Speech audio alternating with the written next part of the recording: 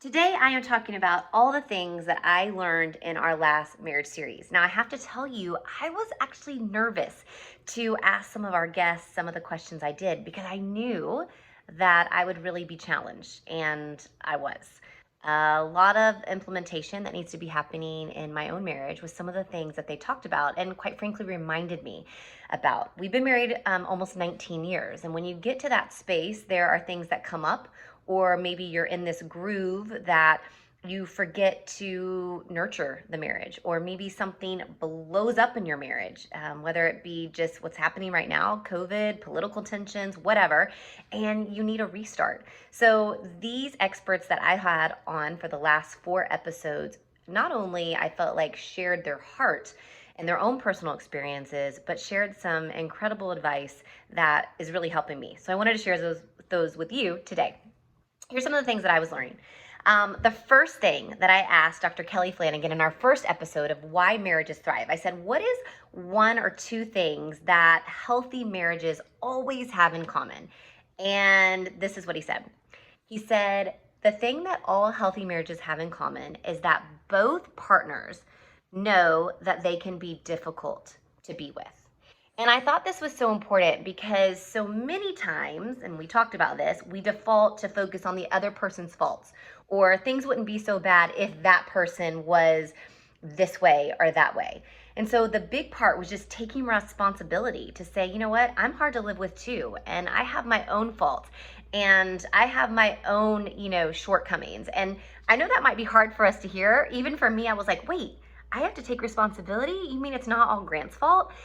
So that was a huge thing that he says when he counsels couples, that they have to be self-aware and realize what they bring to the marriage.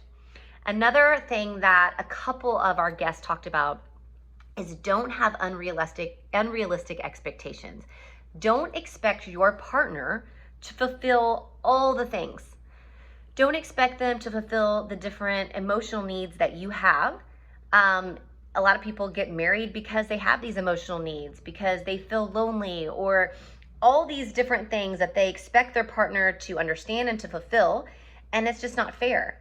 And I have to say that for me, I do that sometimes. I expect Grant to affirm me all the time because I love words of affirmation, and that actually stems from my own place of not feeling worthy unless I'm doing something. And so I expect him to understand that and to know that and to affirm me, when really that's not where I should get my affirmations. And I shouldn't give him those expectations to fulfill me in that way. And so unrealistic expectations, we bring in expectations when we get married at the first of our marriage, whether it be how we're raised or what we think is acceptable or not, and to really talk about those things, but also don't put those unrealistic expectations on our spouses. It's not their job to fulfill every single need of mine. One of the things that Dr. Kelly Flanagan talked about in our second episode, which is about compromise, is how do we compromise? When you have these two different people who are so different, and the things that when we first got married were exciting and we're like, oh, we love those differences because we are naturally attracted to someone who is different than us. And we have that attraction, and then after like 19 years, we're like, wait, those differences aren't maybe attractive anymore. And we start to try to push that person to be someone else, to be more like us.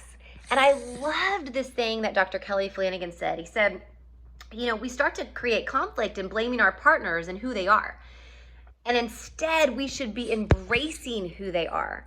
The goal of us, our relationship, is to make as much space in the relationship to help each other be who they are. But when we're constantly blaming or we're getting annoyed by that person, it's hard for us to see past those things that annoy us. And what we have to realize is that that's who they are. That's who we married. We loved those things. And now after we've been married for a certain amount of years, it's important that we let them be who they are and that we create space for that.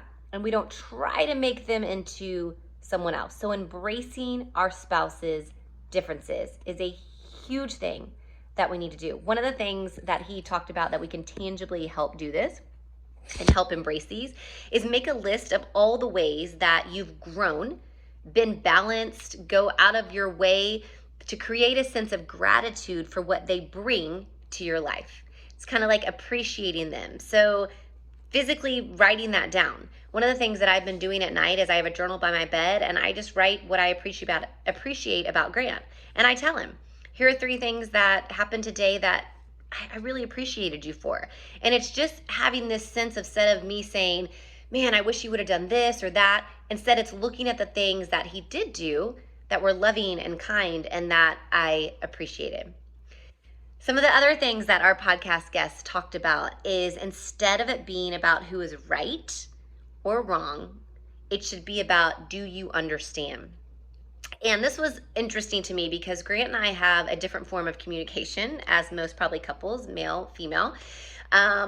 We see things differently. We communicate differently. So some of the things that he might say, it doesn't compute the way he thinks it does to me, and vice versa. And instead of me coming into a conversation and saying, and in my head thinking, how can I get him to think like me? How can I get him to come to my side because I'm obviously right? It's how can I understand his perspective? And one of the things that I thought was so good for me to hear is when Dr. Kelly Flanagan said, one thing that might be unattainable in your marriage, but that you should strive for, is to understand each other. And this is in our second episode about compromise, but he gives a whole plethora of ways to listen and to speak and to come into hard conversations that you actually want to, that you dread or that you want to put off, that can actually pull you apart. But some of those hard conversations, if we actually know how to speak and listen to one another, really bring us true intimacy. And so he talks a lot about that. So make sure you go back to that episode and listen. I think it's episode 93, to how we do that, how we listen, how we speak. A lot of my podcast guests talked about being a peacemaker, going first. I think sometimes when we feel like it's our spouse's fault for something, or we're resenting them about something, we want them to go first with being loving and being kind. And one of the things that our guest Tony Newhoff talks about in her book Before You Split is being a peacemaker, being the one who goes first. And even if that spouse doesn't reciprocate, it's okay, because you'll never be a worse person for being more loving, for being the first one who is committed to something great. And so a lot of our guests throughout this whole series, one of the main points they talked about is really putting your spouse first, loving them first, treating them with this feeling of like, how can I better your day? Whether it be compromise, whether it be kindness, whether it be a loving gesture, whether it be forgiveness. How can I go first? How can I be the one to put your needs ahead of mine? And that really, if I could really sum up the entire 4 episodes, it really truly is that. What would it look like if our marriages were about loving each other and putting our spouse's needs and the things that they care about before ours? And the cool thing about that is it usually is reciprocated. Now, we can't go into it with, thinking, well, I'm going to do this and I'm going to say these nice things and I'm going to serve them in this way, but they better do it back to me. We have to go in with this heart that I just want to practice radical generosity. One of our podcast guests, the last episode that we just had on, episode 95, is the 80-80 marriage. It's Nate and Kaylee Klimp. And they talk about what that looks like. What does radical generosity look like? What does it mean to not just give 50-50 in your marriage? A lot of times we come into marriages and we think it has to be 50-50. It has to be totally fair. I'll do this, you do this, whether it be chores, whether it be expectations, whatever it is. And they talk about that 50-50 never, ever, ever works. And it's because what I think I'm giving, Grant is thinking in his head, maybe that wasn't even that hard. Like, that wasn't as hard as what I gave today. And we have these delusional things in our head and think, well, that person didn't really give 50-50. That wasn't even that hard for them. they didn't even sacrifice that much. I sacrificed so much. So the 50-50 never works because you're always judging the other person. And so Nate and Kaylee Klimp of the 80/80 Marriage book, they talk about giving 80% through radical generosity, not because we have to, but because we love our partner. And then they talk about how that 80/80 starts to be contagious. And when we start to live like that from this place and this heart of saying, I want to better my spouse's life. I want to help them be the best that they can be. I want to help them be the person that they always wanted to be, and take ourselves kind of out of it. It's always reciprocated. And it becomes contagious, not just in your marriage, but in your kids. We talked about this with the Klimps, and they said, they see in our marriage, we appreciate each other and we say it out loud.